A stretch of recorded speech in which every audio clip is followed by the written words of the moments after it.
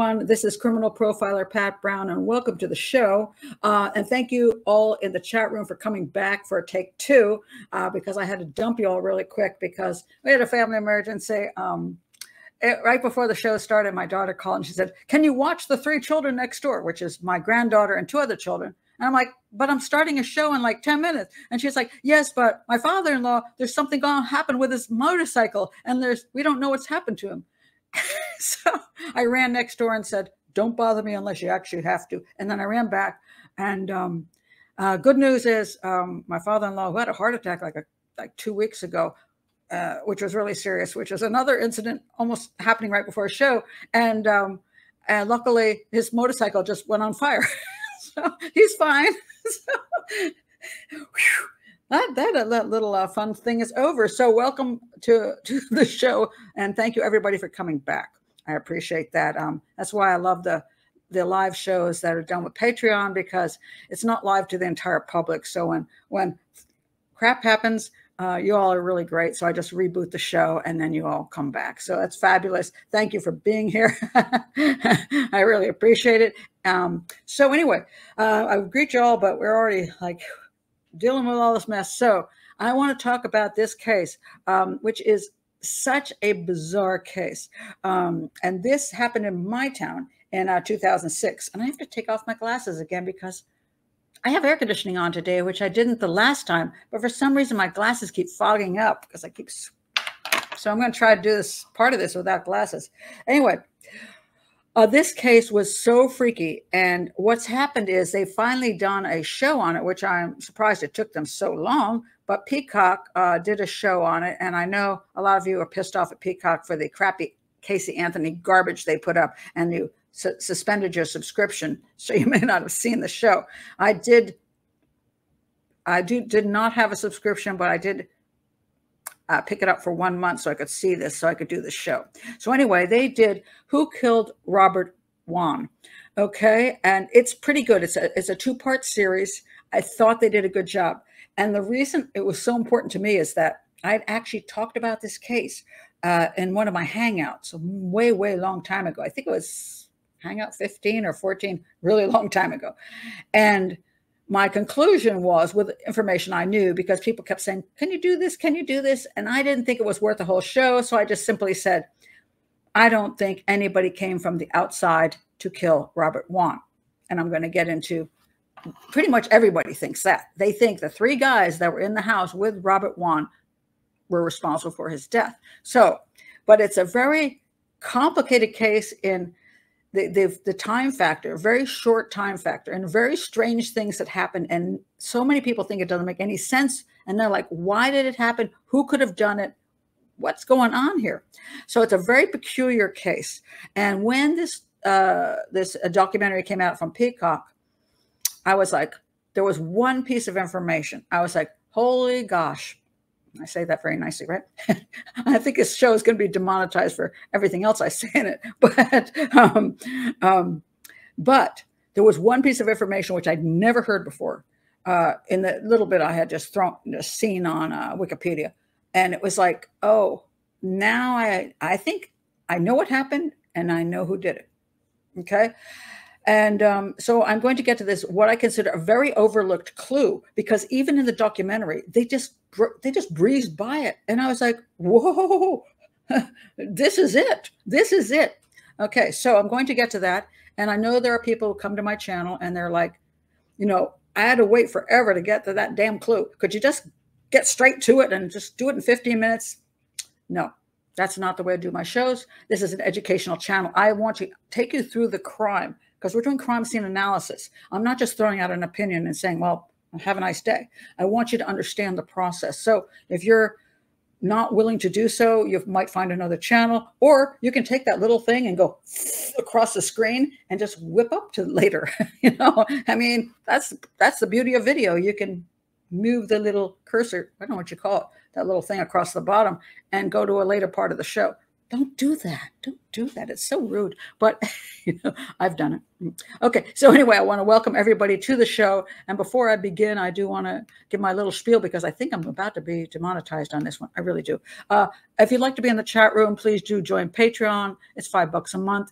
includes 8 live chats, and we have a great time with the people here. We have a good community. And also, if you want me to answer questions, because you can subscribe to the channel. And you don't even have to subscribe. You can just put comments in. I don't know if you subscribed. And I try to answer interesting questions.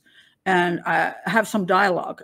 Most YouTubers don't do this because it gets out of hand and it's just too much work. But I try at least a little bit. But I can't, when it gets to be a popular video and there's like 2,000 comments, I'm like, yeah, whatever. I can't see them. So here's where I see them.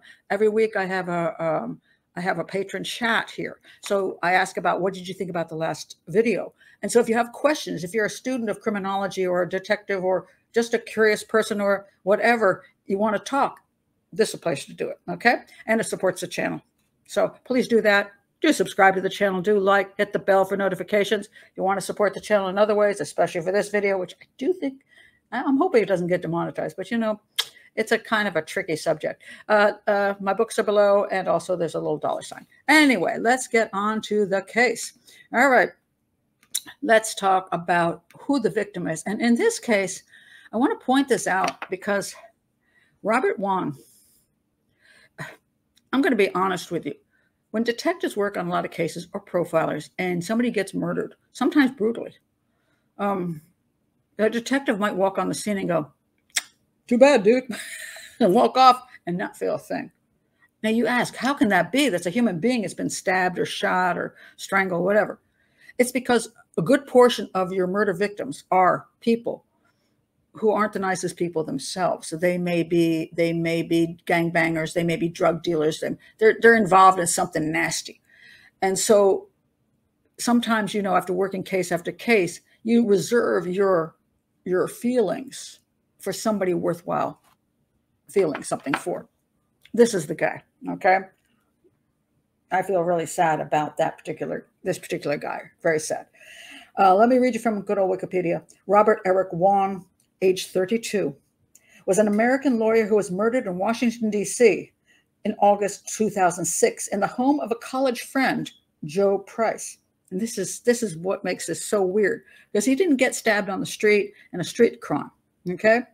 He got killed in one of his best friend's home, which is hard to believe, but it happened. Wone was living in suburban Oakton, Virginia, and I'm from Washington, D.C. area myself. I'm from Maryland. We now call this a DMV, District, Maryland, Virginia. Back in the day, we never called it DMV. So when people said, where did you live? I never said Maryland. I said D.C. because I live between D.C. and Baltimore, and most of us who live slightly closer to D.C. don't really go to Baltimore, so we're D.C. people, and we say D.C. So this is a crime that happened in my hometown, in my opinion. He had been working as a general counsel for Radio Free Asia in downtown Washington, and he had stayed the night at the home of friends located about 1 mile from his office. Okay, this is in DuPont Circle area.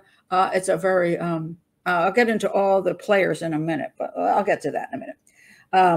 According to police affidavits, Wone was believed to have been restrained, incapacitated, and sexually assaulted. I disagree with part of that. Okay, just to say up front, I disagree with. I think the prosecution went overboard in their claims. I don't think that helped the case. Wone was believed. Okay, before his death. Okay, the residents of the home. Okay, let me tell you a little bit more about him. Okay, so he went to the home of this guy. His name is Joe Price. They were college mates, you know, from way back. They went to William and Mary, I believe. They went to William and Mary College together. Been friends for a really long time. Now, I want to point out something about Robert Wone. He was born in Brooklyn, New York. I'm sorry, he was from Brooklyn, New York. I couldn't find out when he was there. I don't know if he was born in Brooklyn, New York, or was born in China and came to Brooklyn, New York at some point, but apparently a very American dude. But his parents are Chinese descent. And he obviously had a strong connection to the Chinese community because eventually he married this lady. He married a woman of Chinese descent herself. And he worked for Radio Free Asia at a certain point. So he obviously had a thing for the culture his parents came from. So when you're talking about second generation people, and again, I don't know whether he was born in Brooklyn or he came to Brooklyn, but when you're talking about second generation, some people like myself, my father came to America when he was 15. He was from Germany. He was one of the last Jews that came out on the last ship that left, and luckily, because otherwise he'd be dead, probably. And I was not raised I was not raised in any culture of Germany or Judaism. I never heard about any of it. My father was like Mr. America. He ended up working for the Department of Defense, and I just never. He became a citizen. He did all the. So I never even much knew, except for we had little moments when my father made Pfannkuchen, which was nice, and we had marzipan Christmas time. But we had Christmas, even though it's a long story. But I wasn't part of a community, a very strong community. He was apparently very, very connected to the Chinese American community. And I only bring this up because it's important in determining, because one of the issues in this case is he straight or is he gay? And you say, why would I say this? All right. The house he went to stay at, he went to this list. This is the location. This is near DuPont Circle. Is a row house. In DC, the row houses used to be kind of a cheap, and then they got gentrified and turned into these fancy places and cost a lot of money. But this particular area around DuPont Circle, even back in 2006, was a pretty popular area for homosexuals, for the gay community. Very, very politically, involved with everything. And so these three guys moved in together into one of these homes. All right. Here we have his longtime friend. That is Joe Price. Here we have Joe Price's partner. His name is, let me get it straight again, Victor Zaborsky. Victor Zaborsky, they're partners. Okay. Absolutely. Then we have this guy. This guy is Dylan Ward. I'm not exactly sure when he joined the partnership here. It was kind of a throuple, but not really a throuple. I'm going to explain why that is not exactly true. But he joined in. They were all gay, but they were the couple. And the question was this a three-way thing, or was this really not? Really, was this the couple, and then he was there for just one of them?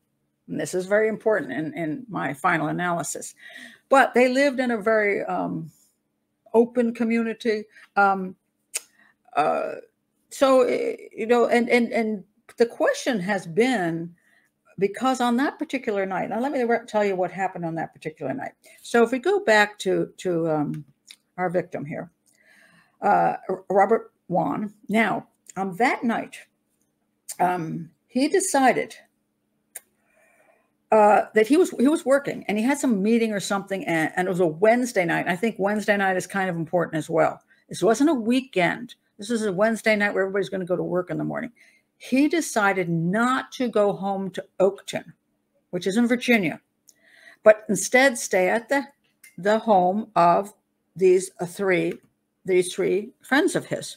Now, mind you, I want to point out that they were friends. Okay. He knew them quite well. Let me show you one of the pictures of, hold on a second. They had actually thrown a party for him, so he had hung around for quite a while. It wasn't like he just barely knew them. He knew them well. I'm trying to find the picture that just suddenly vanished on me again. Why does this happen? Okay, I gotta find it. Okay, here we go. All right. For some reason, this picture decided to disappear on me. It's because it's not over there. Hold on a second. There we are. Okay. Here they are. This is his 30th birthday. So we're talking about 2 years prior. You see, Joe is up there. Joe Price, that's his buddy from a really long time. And then you see Dylan Ward, and he's the guy that came in later as the extra in the partnership here. And you have Victor Zaborsky, who is the partner of Joe Price. So you see, they're hanging out, having a good time. So we're not talking about total strangers here. Like he went to somebody's house, he had no idea. His friend Joe said, yeah, you can stay here tonight. And the idea was that he had this late meeting and he was going to be down at Radio Free Asia late at night, somewhere around 10 o'clock. And he did not want to drive all the way home to Oakton. Now, wait a minute. I say that incorrectly. Let me explain where he lived, because this is important too. All right. He lived in a place called Oakton in Virginia. This is how long it would have taken him on the metro. Now, apparently, his wife and he, I guess they used the metro a lot to come in because it's easier than driving. So from Oakton, which you see that little red dot, they would drive to the metro, and then they would sit on the metro for 42 minutes and arrive at DuPont Circle near where he worked. Okay. So 42 minutes. That's basically what they say. And then I guess if that were true, if he drove to, he decided, this was decided ahead of time, by the way. It wasn't like that night he suddenly said, hey, I got to stay over there. He actually brought his, the thing, what do you call those things you put in your mouth to keep yourself from biting down too hard and breaking your teeth, which I have had trouble with. So I know what he's talking about. I don't know how you put these things in your mouth and it's supposed to keep you from doing that, but it makes you feel like that's horrible. I don't know how he did it. Mouth guard. It's a mouth guard. Anyway, it didn't work for me. But he brought that with him. So supposedly this was sort of arranged. So when he and his wife went to the metro, assuming they took one car then, and then they both went in and she took the car home after she got back. And then he stayed overnight as opposed to taking the metro back and driving his own car, I guess. And there's not real good information on this, but so normally he would drive the car to the metro, which probably would take from where they're living, maybe 5, 6, 7 minutes. And then he would get in the metro 40 minutes. And then he'd have to take the metro back and then whatever. So maybe that's a little tiring at that time of night. Now, I did notice this. If you actually drive the route, it only takes you 30 minutes. Now, does it take you longer in the morning? It could be because of rush hour traffic. However, at night, he could have driven home to Oakton in 30 minutes. So why didn't he just drive in that one day, spend maybe 15, 20 extra minutes on the road, and then when he left at night, he could just zip home? Why not? You could say, well, he didn't want to pay for parking, which is expensive. Yes, but he paid for a taxi to his friend's home and so on and so forth. So the reason this is important is because some people say, why did he go stay with these guys that night? Why? If he wasn't gay, and this is what the police detective said, why are you staying with 3 gay dudes? If you're totally heterosexual, what you doing over there? Why didn't you just go home to your wife? Because it would take you a couple extra minutes, What's up with this? The claim is that he is heterosexual, and these guys say very, very straight. And is it unrealistic that a straight person would go stay with some friends who happen to be gay? Well, no. I mean, there's nothing wrong with that. There's nothing that completely ridiculous about that, especially for a guy like Robert Wone, who is a real sweetheart, just a kind, very, very sweet guy, and accepted everyone. Now, there are a bunch of dudes around who are heterosexual say, oh, hell no. There's no way I'd be going staying with three gay guys. Sorry, that's not happening. I might be friendly and all that, but I'm not staying over at their house. Come on now. No straight guy does that. So there's an argument over this. And I just want to point this out because it will play into what happened at the house. Okay. So anyway, he went to stay at their house. Okay. Now there is a timeline. Let me pull out the basic timeline of this, because this is what is one of the strange things about this case, that the timeline is so narrow. All right. Have I lost my timeline too? Seriously, what in the world is going on here? I'm sorry. Oh, you know what happened? That's interesting. That sucks. Sometimes when you go, that's what it is. I never realized this before. Sometimes when you go back out of a show and come back and reboot it, it goes into a different segment and it takes away the things you had there prior, which really sucks. So anyway, I'm going to try to put it back in. All right. So I'm going to try to get it back in there for you, because that disappeared because I changed that. Okay. So what happened was Robert's at work and he telephones Joe. Now, pay attention to the timeline. It's extraordinarily important. He telephones Joe at 10:24 p.m. That's when he's leaving the office. Now, he arrives about 10:30 because it's a very short ride, okay? He's there at 10:30. Somewhere between 10:30 at night and 11:49 p.m., that's when the 911 call comes in. He is murdered. It's a very short period of time, okay?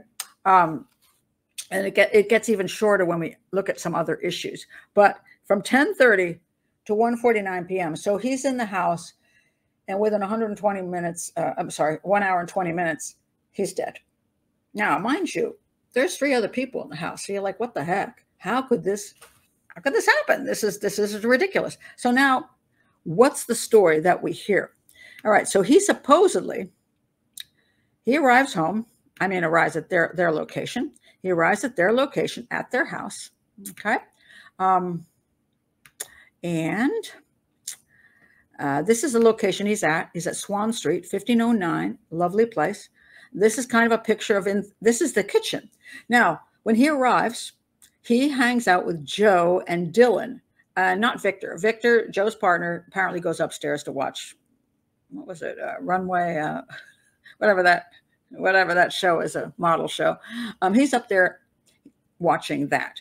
So supposedly Joe and Dylan stay in the kitchen, having a chat and have something to, some water to drink. Supposedly not any kind of alcohol, but just some water. It's a work night. They're just, they're not partying. And this is important because some people think a whole orgy went down with these 4. And maybe on a weekend and, going into the night, the clubbing and all that crap. Yes. But we're talking about everybody's going to bed. And apparently most of these, they're going to bed pretty early. So like way earlier than I would ever. So I'm like, but either they're lying about going to bed early or they just went to bed because it's a work night.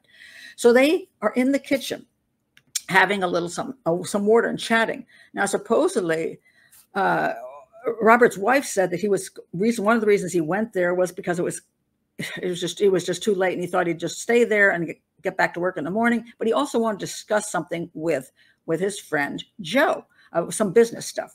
Well, apparently that didn't supposedly last too long because like 20 minutes in the kitchen and they all supposedly went upstairs. Now, let me show you this.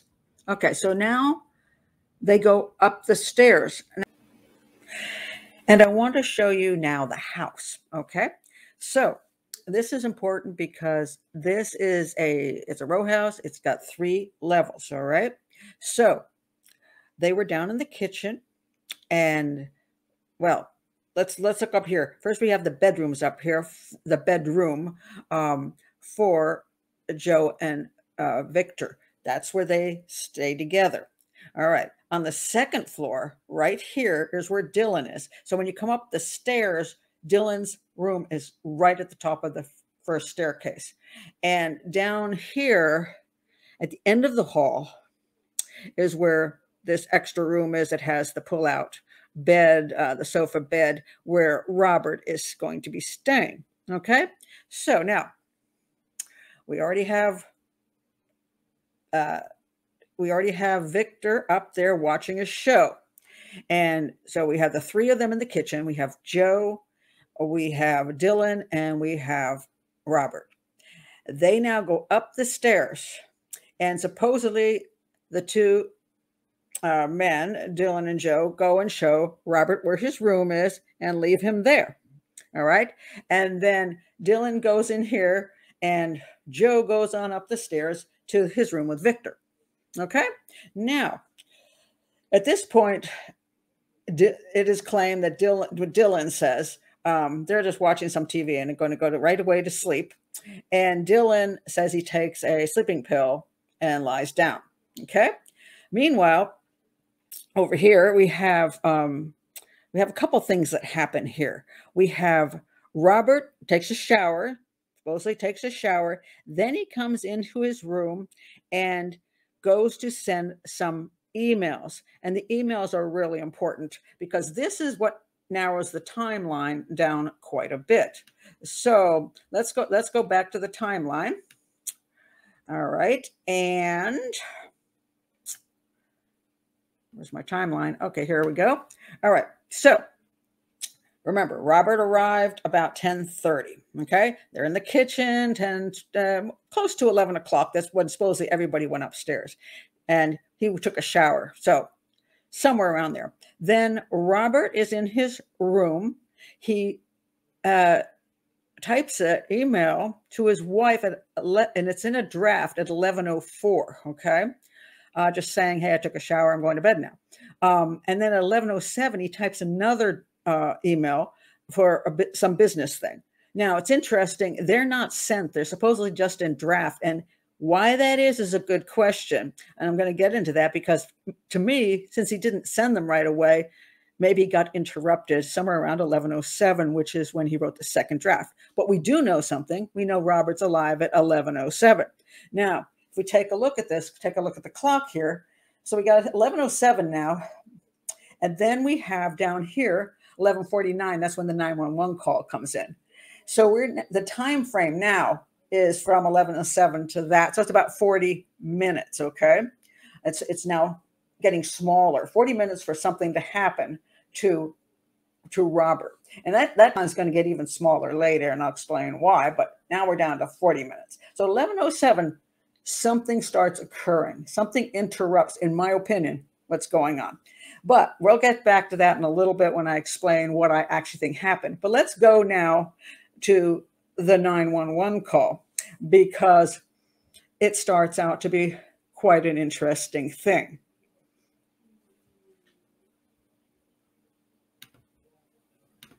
So they get a phone call.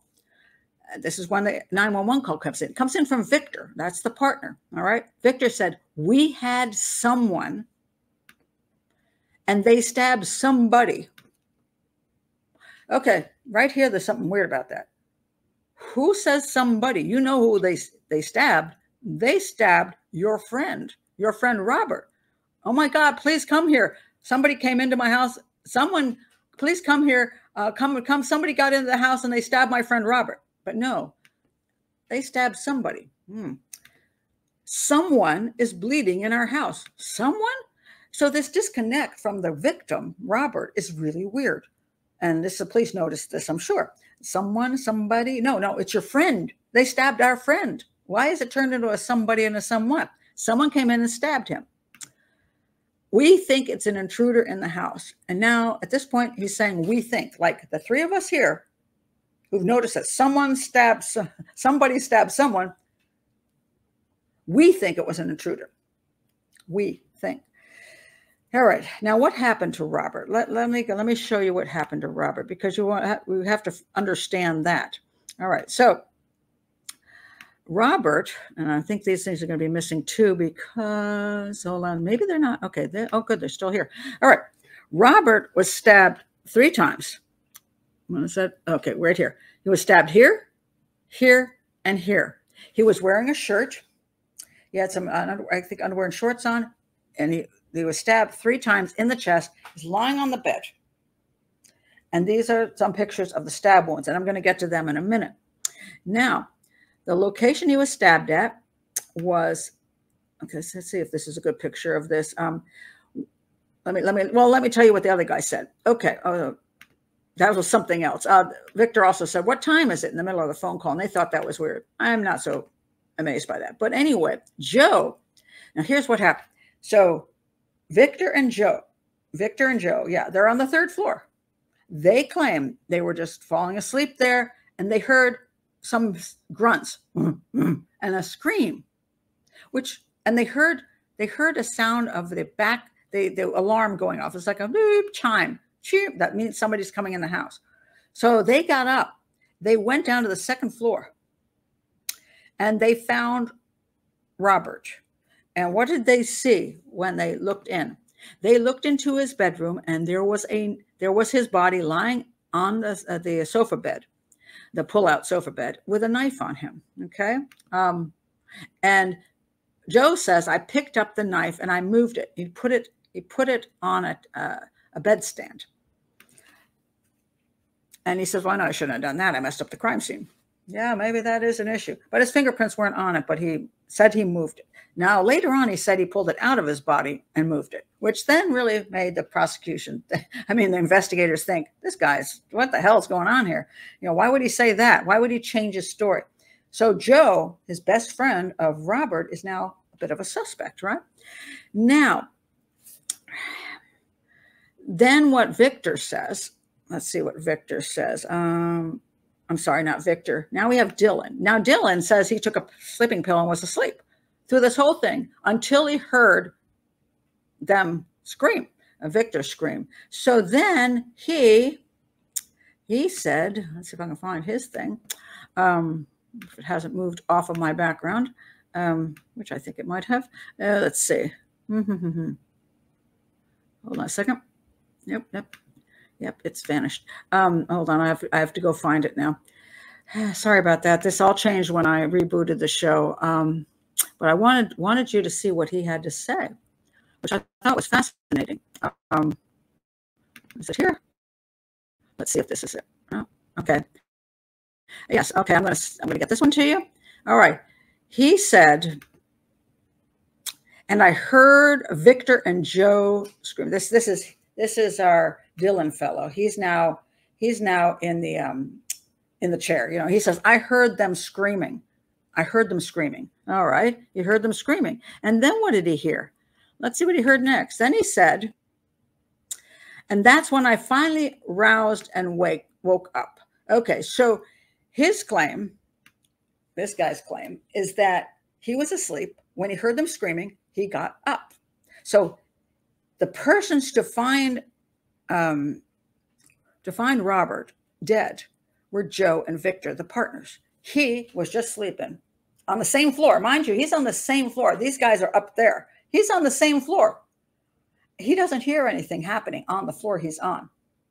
Now, he says he's taking a sleeping pill, but obviously what happened when Victor and Joe got there and found Robert dead, they're freaking out. He hears that, but he doesn't hear anybody coming into the house and attacking the guy down the hallway.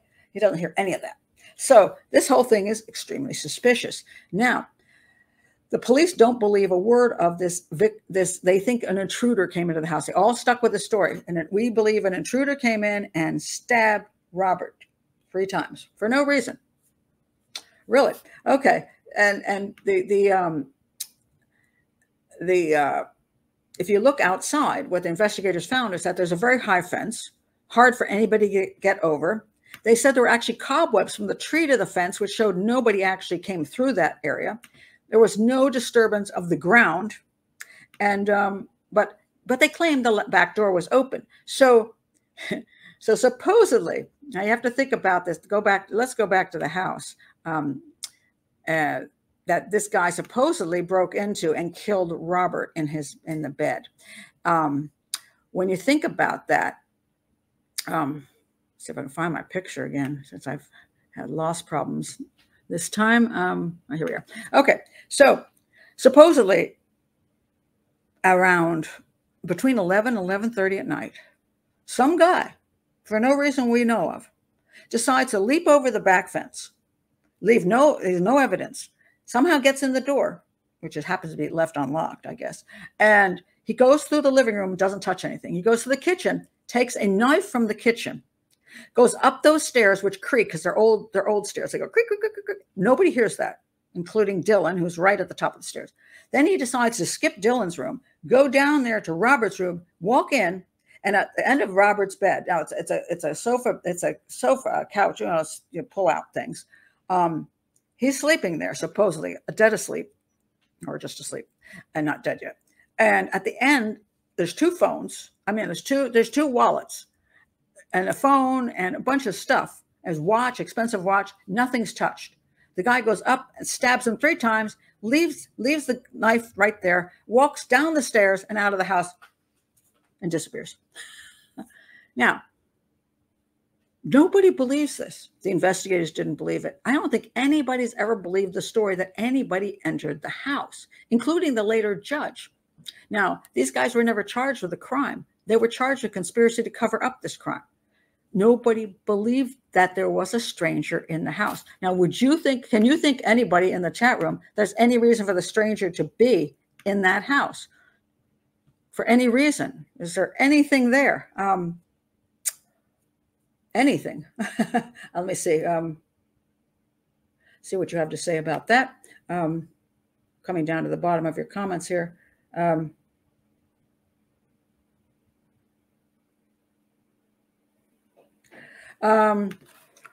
Okay, Sarah says, okay, she's devil's advocate here. He's going to be confused if that's true. If he took a sleeping pill, it's possible. Okay, so you're saying that if he's sleeping, he took the sleeping pill, but he woke up very quickly. So how, remind you, this is a very short period of time, okay? We're talking about, he took the sleeping pill at, let's see, 11 o'clock, 11:05, and already within 15, 20 minutes, he's so dead asleep, he doesn't know anything, but yet somebody wakes him up and then he's running around. Is this reasonable? Yeah, I don't see any reason for intruder either. There is no actual evidence of that. So that's the problem, that there's nothing there that puts an intruder in the house. It doesn't. Now, let me tell you the most important things about this whole case. Okay, so that was just basically the setup of it. The guy arrives at the house. They have some water downstairs. They all go to bed, supposedly. And within 30 minutes, he's dead. And 3 people claim an intruder came in, although there's zero evidence of it. Now, what about the autopsy? And this is where the important things come in here. What about the autopsy? All right, 2 things of the autopsy, which are extremely, extremely important. One, all right. Remember we talked about these stab wounds. They are what we would call upside down. Let me show you a picture of, I got to find it now because it disappeared off of my, oh no, I think I have it over here. It disappeared off my thing when we redid the show. I want to show a picture of, okay, where is it? I want to show a picture of the location where he was at and the actual crime scene. This is a crime scene photo. It doesn't show a body in it because I don't want to do that because that would be not okay. Is this a picture? Nope, that's not. Sorry. I have to find it again because it was here before I changed and then it vanished. Let me find it. Here we go. All right. This is the basic crime scene photo, and it's very, very important to understanding this case. All right. Here we are. All right. This is where he was staying. You see, this is one of those sofa beds. You see the bed is pulled out. Now, if the guy came in the room and Robert's laying on this bed, well, it's this way actually, laying on the bed here. He comes in with a knife and he supposedly grabs it from the kitchen, doesn't bring his own, grabs it from the kitchen. Do you see how this is held? This is how you hold a knife, okay? If he comes up and stabs him, chances are the thick area of the knife is on top and the thin area is on the bottom. Now take a look at this. Do you see that that is not what it is? It's upside down. The thick area is on the bottom, the thin area is on the top. That poses a problem because who comes in and stabs upside down? No, people don't hold knives upside down, okay? So if he's coming right in and stabbing him like this, it makes very little sense. So then you say, well, how the hell is it upside down? All right. There's only one way I see that it's the other direction. So I'm going to show this with my lizard. All right. This is Robert. Can't show. I was going to use a baby doll, but that would be like child abuse. So this is Robert. I can't get this right. Robert is not this way. Robert's lying in the bed. If he's stabbed this way, the stab wounds are in the wrong place. But if somebody is behind him holding the knife, then the stab wounds are correct. 1, 2, 3. They are correct. But the person has to be behind him. Now, the reason this is so important to me about this particular location is you see there is a place for a person to sit comfortably behind him. Now, normal beds, if they're flat, it doesn't work so well. But this is a couch. And it's easy for someone to get behind him, hold him, and do this. So to me, this is not an intruder. An intruder doesn't get into the bed with a guy. and hold him like this to stab him for no reason. This is something else going on here. This is someone who lives in the house. Okay. So now that to me is a huge issue, the way that the stab wounds are. Now I'm going to tell you the next issue, which is super, super important. Now, there is a statement here. Let's see if I can find it. I'm going to have to find that one too, because it disappeared on me. It's just one of those days. Let me find the other one. Here it is. All right. There is a claim by the prosecution that there were puncture marks in his body that didn't come from life-saving EMTs or from the hospital. They claimed there was one here. They claimed there was one here. They claimed there was one by his feet, one in his arm. They claim that somebody there in the house used some kind of agent to some kind of medicine that would immobilize him, completely immobilize him, knock him out completely. It wasn't found in any autopsy. In the autopsy when they did the testing, they came up with nothing in his system, no alcohol, no drugs, nothing. But they're claiming there's some kind of thing that they stabbed him with that made him go and not move. Okay, therefore they could attack him. Well, first of all, we're talking about 20 minutes that this all occurred in. Now, maybe during a big fat orgy on the weekend, somebody might incapacitate somebody and then play around. If you're going to go that direction, play around with them and have all this fun when they're incapacitated. This isn't a weeknight. The guy's just showing up. He's going to stay the night. And in 20 minutes, they're in there stabbing him with a needle, incapacitating him. And this is the thing. They supposedly incapacitated him completely so that they could play around with him. That was the prosecution's claim, which is ludicrous to me. Why? Because when they did the testing, they found DNA from semen. The semen was around his private area and was inside his rectum. That's where the semen was. Oh, so you say, oh, see, he was assaulted. But the semen wasn't one of the three men or a stranger. The semen was his own. This was Robert Wone's own semen that was on his private area and inside his rectum. That's the piece of information I did not have before. And when I heard that, I'm like, now I know what happened. Now I absolutely know what happened.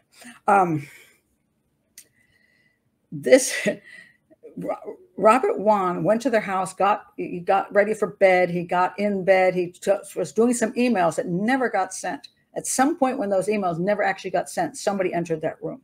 He was not alone. He was not jacking off by himself. Sorry. He's not jacking off by himself, getting semen on his fingers and sticking it up his butt. I have to be honest with it. That's not what's happening here. That's just weird. I mean, not saying he couldn't do that, but it's unlikely that he would do that at that moment in time. And then somebody walks in after he's done that to himself. Somebody comes in and stabs him for no reason. This is ridiculous. What happened to him at that moment is because somebody was in that room doing something with him or to him.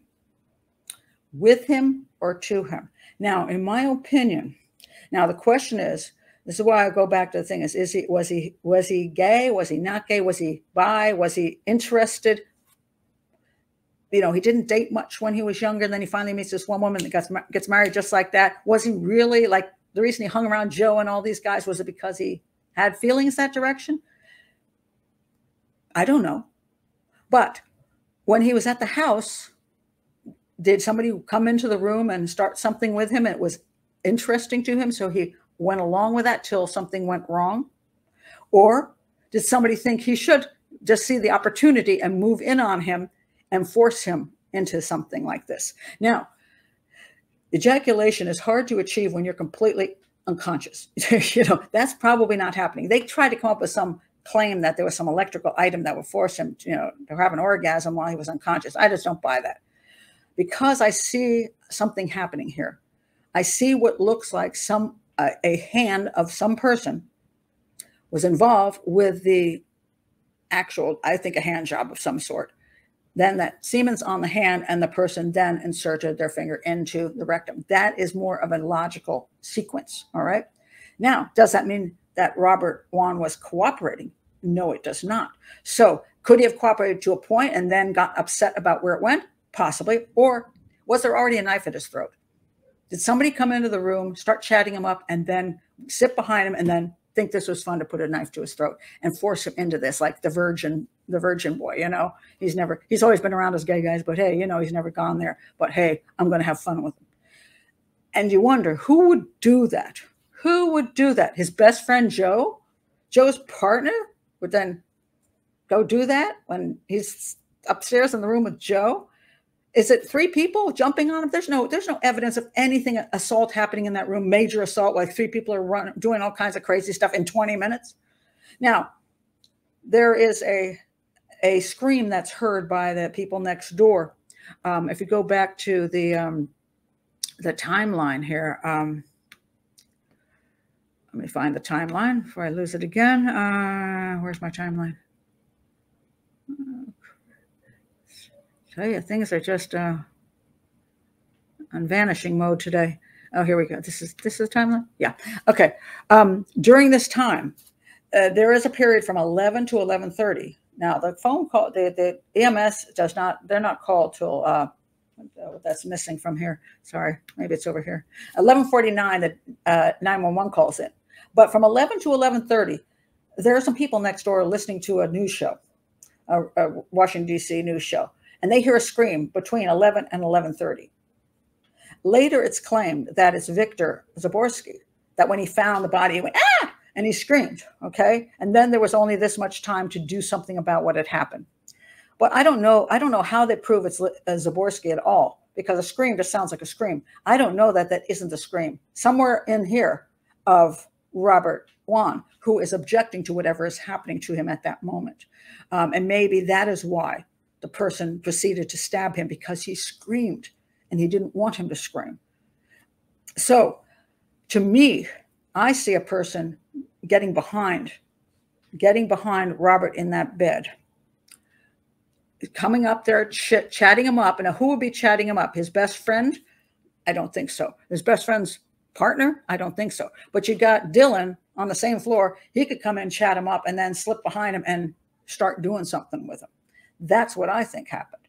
I think that Dylan was involved in doing a hand job for him and then proceeded further. That's when the complaint came, possibly the scream came, and then possibly the stabbing, the scream came. I don't know. And they also said he might have been partially smothered. Is that because a pillow was put over his face? Is that why we see some of the strange blood stuff? We don't know. There's a claim that all the blood has vanished, that there should have been tons of blood. But that's not necessarily true. If you're being smothered at the same time and you're basically dying at that moment when somebody stabs you, there's all kinds of things. I can't get into all of the medical details because that would take another whole show. But that he was smothered and stabbed close by may have happened because he was objecting. Now, why would Dylan do this? All right.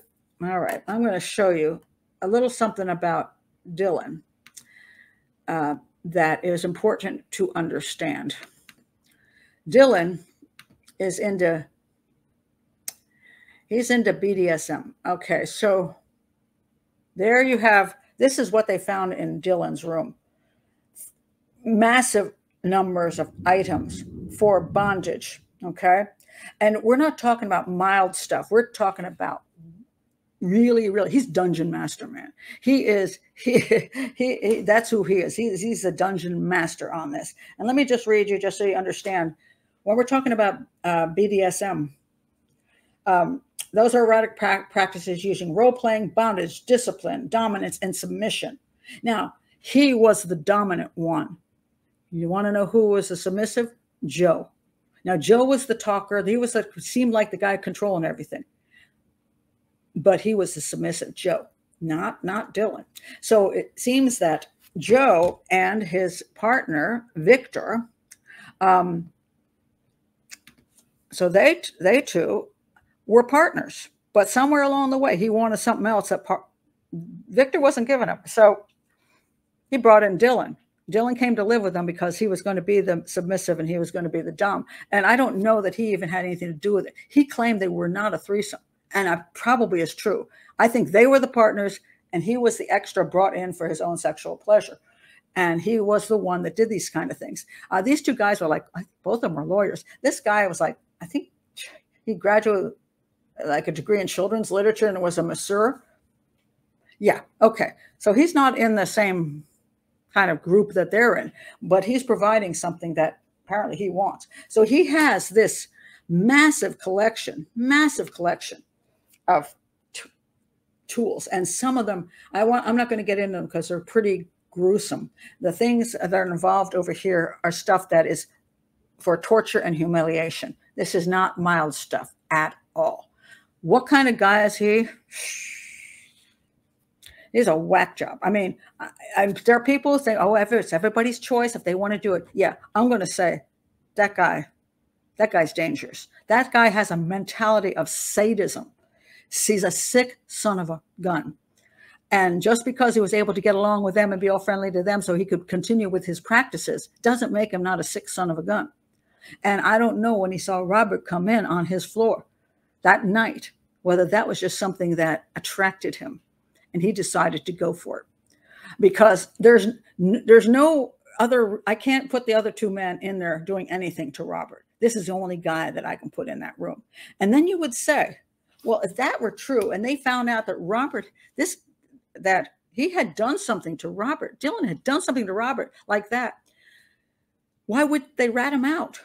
Well, that's an interesting point, because if you look at the relationship between the other two, they were. I've got to find the other one that went missing on me. Hold on 1 second. I've got to retrieve everything. It's so annoying. Hold on. Where is it? Oh man, I'm gonna have to move my. Hold on a second. I gotta move this. I to see if it's under there. Nope. Okay. Hold on 1 second. Where did it go? Yep, this was all prepared before I had to reboot the show. So I really wanted to show you this. It's bizarre. That's gone missing on me. Okay. They were a couple, but they were more than a couple. They were also. Hold on. Let me see if I can find it over on my other side here.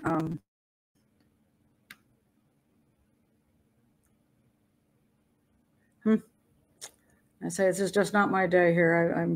I'm having problems with everything going missing after I rebooted. Let's see if I can find it. They were. Oh, here we go. That's the one I want. Let's see if I can send it over. Sometimes it just takes a little extra time. All right, I'm sending it over because this is the reason I think they didn't rat him out.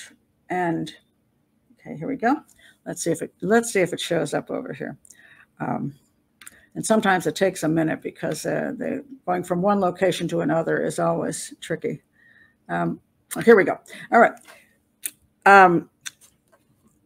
These two partners were big in the gay community. Big. I mean, they were advocates. They were out there talking all the time. And there are even stories written about them, talking about them as gay parents. You see that little child there? That's one of their sons. They donated sperm to a lesbian couple, I believe, or a lesbian. She had a baby, and they were the fathers of that child. Now, they have something to protect. They have their law careers. They have their very nice lifestyle. They have the child to protect. And they're like, we had this wacko, and especially Joe, mind you. I think he is more of a laid back, quiet fellow. And I think Joe is stronger. So I think he would do whatever Joe says. So Joe is like, oh crap, I brought this whack job into my house because I wanted it for my own pleasure. And now the guy's gone and killed my best friend. Oh, holy crap. All hell is going, everything has gone wrong. And he's touched the weapon. He moved it. I don't know if he pulled it out of him or he just moved it. I don't think that they talk about whole. They said that that Dylan had a knife missing from his own personal collection in his room. He had this box that had 3 knives and one was missing, and that he had used the other knife, and then they'd gotten rid of that knife and went down to the kitchen and got a kitchen knife and then put blood on it. And this is all ridiculous. This is nonsense. There's no reason for them to do all that crap. If Dylan used one of his own knives, you just take the box down to the kitchen and leave the box down there and pretend the intruder took the knife out of the box. You don't go through all that other freaking work. And they claimed all kinds of weird things about they managed to get rid of every bit of the blood, and it just makes no sense. That's not going to happen, because if whatever way that Dylan might have killed, if he committed this crime, any way that Dylan might have killed Robert in that bed, he could leave it there just as if an intruder did come in. The most important thing they could have done was ransack the house to make it look like an intruder was there. I think they were so blown away they didn't know what to do, and they left pretty much everything the way it was, except he moved the knife, and he's like, "Oh my God, what do we do?" That's basically it. And then they came up with the intruder story because they didn't know what to do. Now, I don't know if Dylan was even in the room when they heard the noise. And they came down. It's hard to know that Dylan just ran back to his own little bedroom, pretended he wasn't even there. Maybe they came in and actually thought somebody had come in and killed, immediately. Oh my God, there was somebody in the house that killed him. I don't even know if they knew Dylan did it right away. But at the point where they had to figure out that Dylan probably did do it, then they were like, what do we do? Are we going to go down with Dylan? If we say Dylan did it, are they going to assume because we're three gay guys that we all were in on it, like is said by many, that we're all in on it, and we're going to lose our careers, we're going to lose our child, we're going to lose everything we ever worked for because this whack job did this horrifying thing? Or should we just all say it was an intruder and stick to our stories? That's what I think happened. And I think the clue here is this upside down knife wasn't upside down, because I think Dylan was behind him when he stabbed him, and that's why Dylan is the most likely suspect. Not that he did it, but the evidence looks more like he might have been involved in that. Somebody was behind Robert doing this. And then the reason, again, Robert semen in his own rectum, to me, I'm sorry, it's graphic, but blowjob, get semen on your hand, insert your finger, because at that point, you may want to go further with anal sex or whatever else you're doing. And he's starting to scream because it's not what he wants. And he's going, no, don't do that. And he ends up getting stabbed. That's my theory, the best theory I can get about what makes sense in this crime, of what happened in this bedroom. No intruder came in. No three guys attacked. I can't believe Joe would do anything to his best friend. I can't believe Joe's partner would do anything to piss off Joe. So that only leaves Dylan. That's the character that's left, the sadistic, crazy whack job they let into their house to destroy everybody's life. And unfortunately, because they stuck to their story, the prosecution never felt they could go forward and accuse anybody, because they're like, who do we say did it? Well, in my opinion, they should have said gone for him. They did think he was the weak link, but they never could get anybody to change his story enough to say one person did it. So therefore, since they couldn't figure out which of the three, or if all three, they just never prosecuted. Now, what happened is eventually they said they went for conspiracy, that they messed up the crime scene and lied, which I think is kind of weak myself. And the judge, she came down and said, look, it looks that way, but I don't have absolute proof that that's true. And so she did not find them guilty of that. So they went on with their lives. And this crime will probably remain unsolved, but I don't think it's unsolved. It's clear there was no intruder. There's clear that, to me, only one person was involved in this crime. And the only person that makes any sense to me is that guy. So now I'll go to your comments on this. Sorry about all the technical difficulties this time around. Frustrated. Yes, they probably would have lost their child. Yeah, if they were convicted of being accessories to this murder, you betcha. And because there were three of them there, and there was the thought that, since already we had a throuple of sorts, you know what I mean? The throuple wasn't even a word back then, but a group of people living together and maybe all having sex together. It already puts in people's minds that it's not unlikely that three people would want to have sex with Robert at the same time. So the other two guys, who I don't believe were involved in anything that happened to Robert, were screwed, because they were like, what are we going to do? How are we going to say it's not true when everybody thinks it might be true? And so They got a great lawyer. I got to say that. They got a really great lawyer. I thought most of his stuff was crap, but still, he was a great lawyer as far as what he had to do. And I thought the prosecution failed by introducing a whole bunch of nonsense and never coming up with a probable scenario. They never came up with it. They came up with that Robert was injected with something that made him incapacitated, and then somehow he still got off sexually while he was completely out of it. And then they stabbed him for no reason at all. All three of them. That's the most ridiculous theory I've ever heard. And the prosecution deserves to lose the case for doing that stupidity, because it was pretty obvious to me that there's pieces of evidence that support what I just said is the most likely scenario. So,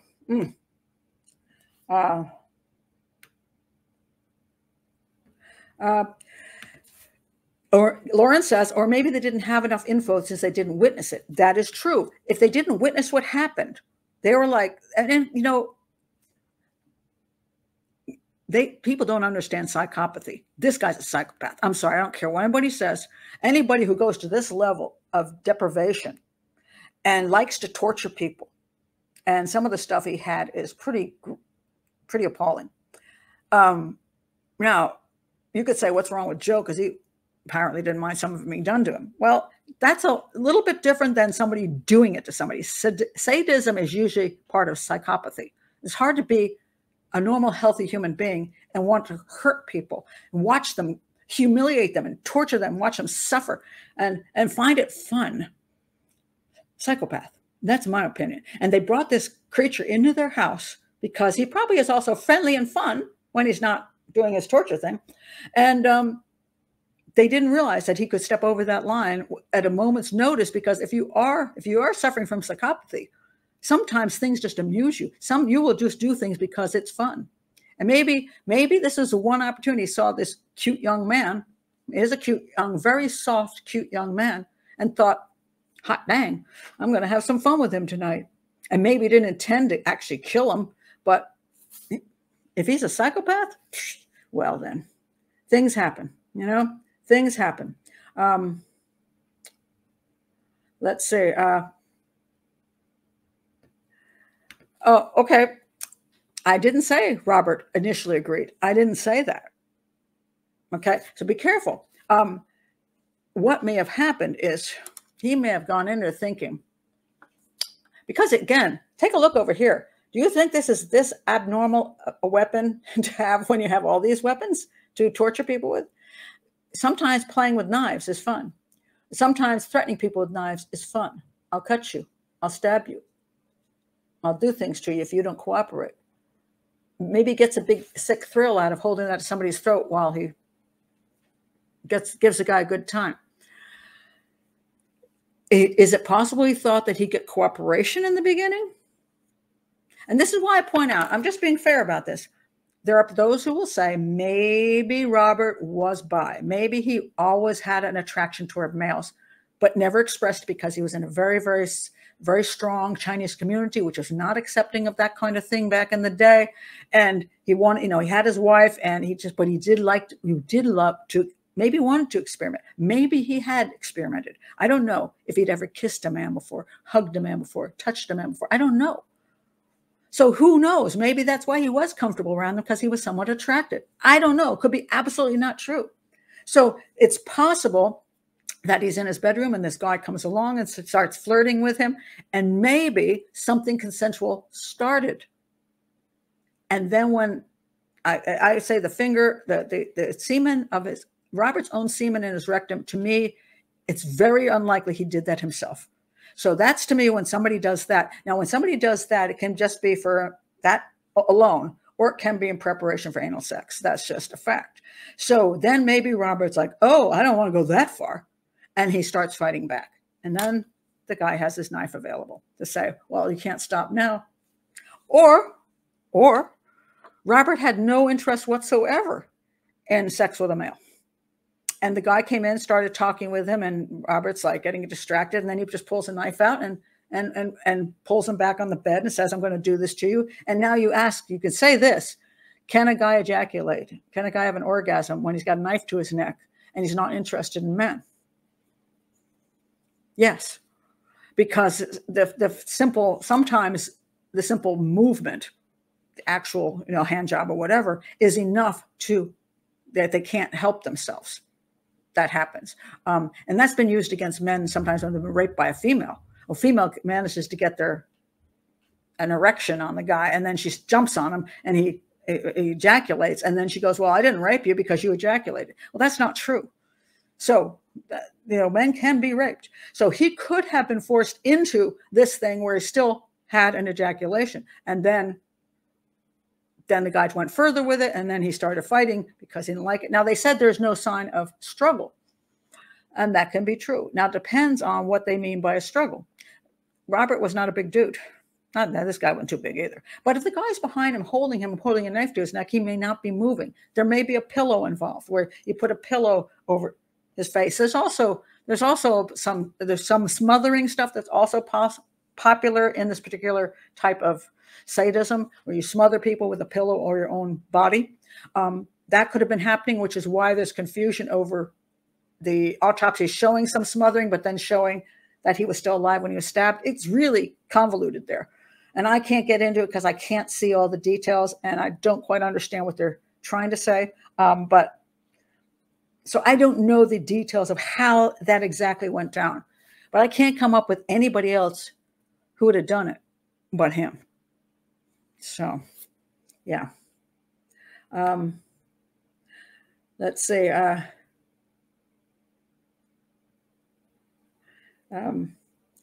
Alexander says, the only truth I could think of is an affair and the guys were covering for him, but the injuries don't fit. No, there's also a theory that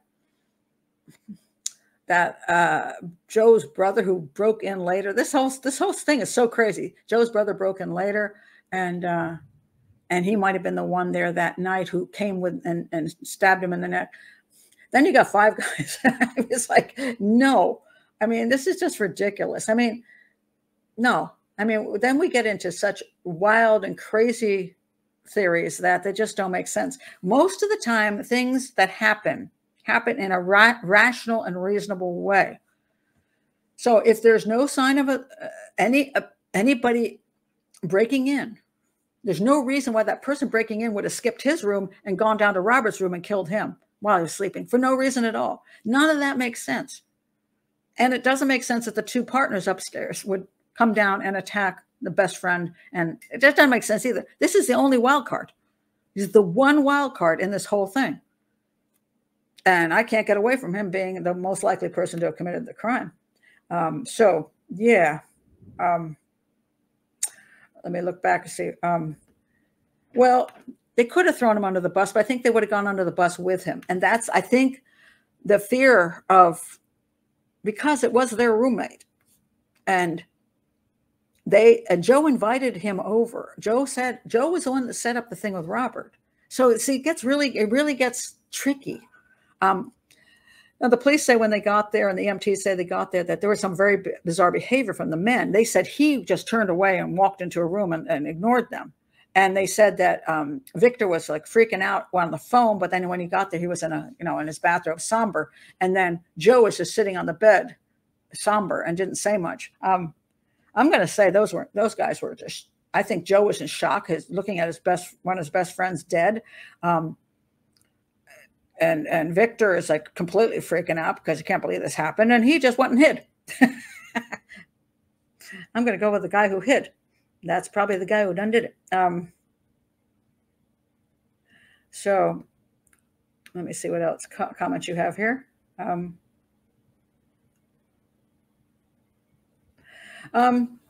wonder if Robert Wone was also targeted because he was beautiful. He was pretty, nice looking young man, and soft and small-ish.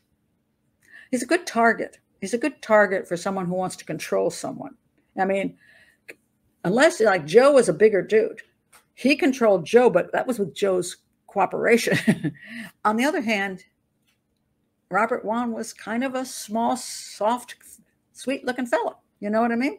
And yeah, I mean, he can be very attractive. It's like, very attractive to someone, especially maybe to him.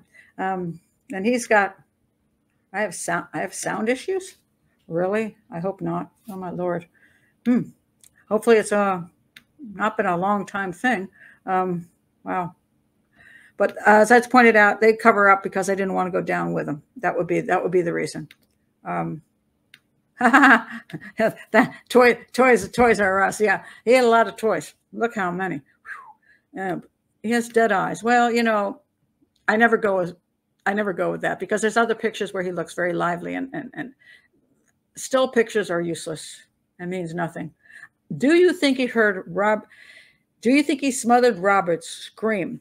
Yes, Lauren, I think that's very, very possible. I don't know that I believe that the scream that they heard, what the neighbors heard, is Victor's scream.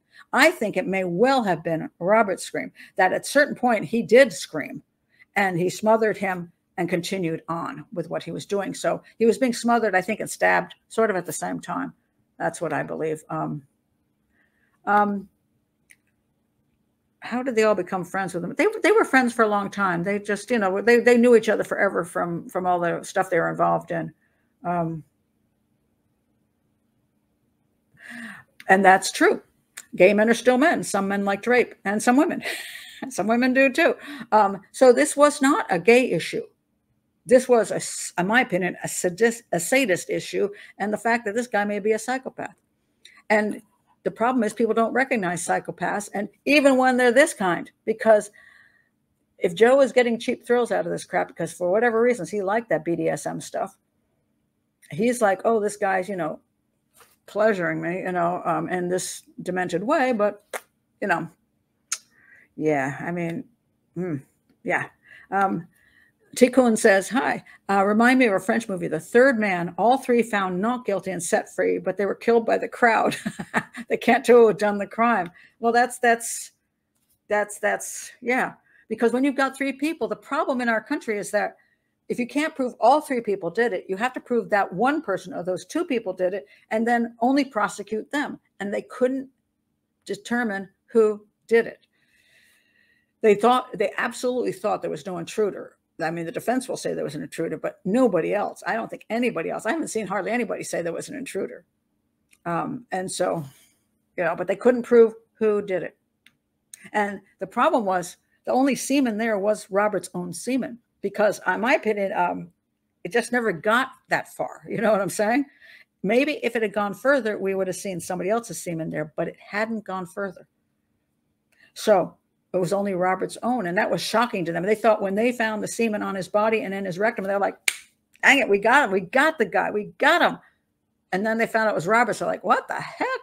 And then they completely lost. I think they completely missed that point. To me, that was the key to the crime.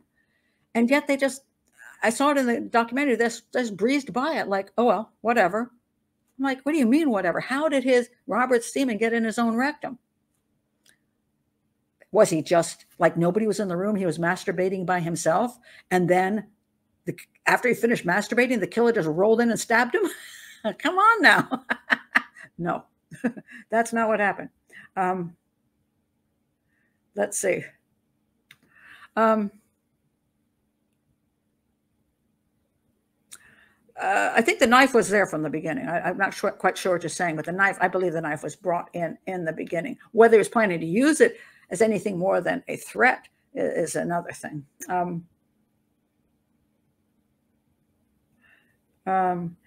Yeah, this is what you're asking. Could he have done that to himself? Of course he could have, but the fact that he would have had to gone upstairs. He didn't send his email for some reason. I guess he was about to send his email, and then he just felt like having sex with himself. So he masturbated and played around with himself. And then just as he finished doing that, somebody rolled in and stabbed him. Yeah, no. So, you know, the time frame is so short. Now, there's a little bit of time after he clearly died, because they said when they looked at him that he was dead when they got there. So he didn't die like 1 minute before they arrived. There was a time frame, like 15, 20 minutes.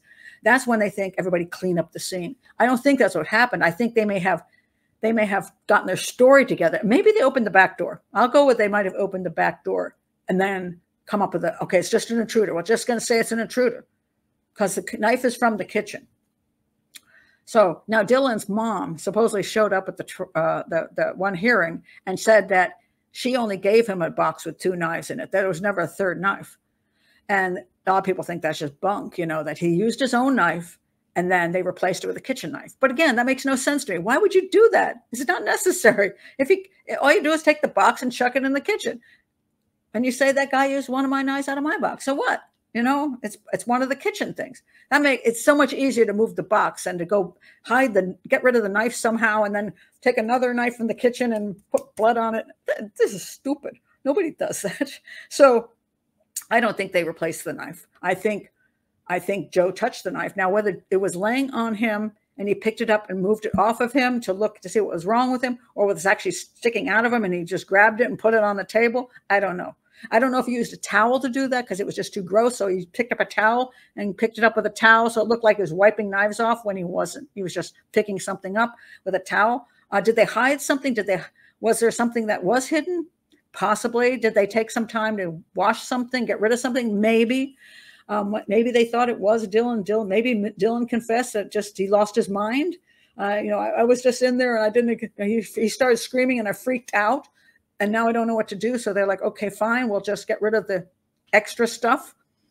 And they went and washed it out in the backyard for a few minutes. And they did that. I believe that's possible. But a lot of the stuff that he was, incapacitated with some kind of needle to him. And then all that stuff is just so outrageously stupid. That's interesting. Marie says, I'm beginning to understand why it's not quite as clear cut as it sounded to me at first. It's a crazy crime. There's no question. And that's why everybody's so astounded by it, because it's so bizarre. But let me tell you something.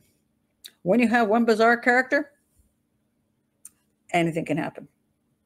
So, we have to remember that, that it's just not something, we don't have a normal guy here. This is not a normal guy. I don't care what anybody says. Anybody who does this as a sadist is, in my opinion, a psychopath. It's just my opinion. He hasn't been diagnosed as a psychopath, but I say, in my opinion, people who do very, very sadistic things are psychopaths, because otherwise they couldn't do it to people. I don't even care if people want it done to them. You still couldn't do it to people, because if you get sexually excited over somebody suffering, somebody who can't breathe, somebody who's got a ball in their mouth, somebody who's being whipped, all these kind of things that you're doing to them, like to see them tied up and tortured. You're not a normal dude. Sorry. You're a sick son of a gun. And I'm going to stick by that. So people who try to play this crap down, sorry. That's not lovemaking. That's not even just giving sexual pleasure to each other. That's just freaking sick. And I'm probably going to get hate from the BDSM community, but sorry. I think most people in the BDSM community are pretty sick. Sorry. That's just the way I feel. And if you have a willing partner and you don't do anything too bad, it's just light stuff, okay, fine. If you just want to tie somebody's hands up to the bedpost, fine. If that's just as far as you're going to go, okay. Well, when you start hurting them like the Marquis de Sade, I'm going to say you're sick. And I'll stick with that. I don't care what you say. Because it's just, yeah. That's just the way it is. So, Lord. So anyway, that's my thoughts on this case. To me, it's very, I just wish they hadn't ignored the two big issues, the knife being what looked upside down unless you were behind him stabbing, and the fact that his own semen was in his rectum, which to me is a second person is involved, and it is a sexual act. Whether that sexual act was started out, we know it was, I forgot the word. With consent, it was consensual, whether it started out consensual or it started out straight up being a sexual assault. I can't say because I wasn't there, but I can tell you this, it ended up as a sexual assault that went bad and ended up with a homicide. And to me, there's only one person that fits that criteria, and that's this guy behind me. So anyway, that's my thoughts on the show. I say again, sorry for the technical issues. When I rebooted, it wiped out my apparently wiped out like half of my pictures, which is so frustrating to me. It does that. It does this weird thing where somehow they pull up a different set of pictures than you from a different. It's a platform issue, but it's a bummer. Anyway, but I'm glad you were here and you came back for the reboot, and I hope you got something out of this and saw what I had to say about it. And I will see you next time somewhere during the week. And so I'll be back then. So anyway, thank you for being here. I totally appreciate it. And yeah, see you next time.